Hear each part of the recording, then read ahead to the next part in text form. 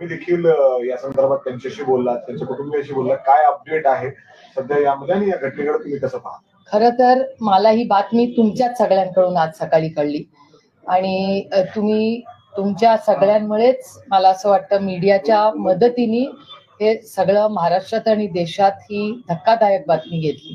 कारण एकच चिंताजनक गोष्ट अशी आहे याच्यात की महाराष्ट्रात आणि भारतात क्राईम वाढतोय आणि क्राईम कधी वाढतो जेव्हा इकॉनॉमिक डिस्ट्रेस येतो तेव्हा क्राईम वाढतो. त्याच्यामुळे हा अतिशय गंभीर विषय आहे.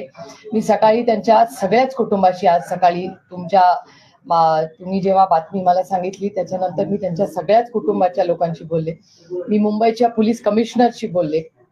त्या भागात जे इन्चार्ज मिस्टर गेडाम आहेत त्यांच्याशीही माझं बोलणं झालंय आणि अर्थातच फॅमिली अतिशय नर्वस आहे, घाबरलेली आहे.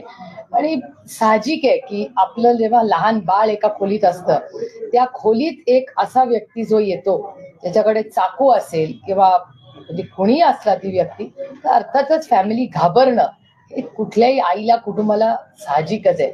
आणि त्यांचं म्हणणं आहे की त्यांच्या बिल्डिंगमध्ये ऑटोमेटेड गोष्टी आहेत, लॉक्स आहेत, खाली गार्ड असतो, पण काही म्हणजे साधारणपणे मुंबईमध्ये आम्ही खूप मोकळे जगायची आम्हाला सगळ्यांनाच सवय, म्हणून सगळ्यांकडे काय मोठी पोलीस यंत्रणा किंवा खूप मोठी सिक्युरिटी वगैरे असं काही नसतं.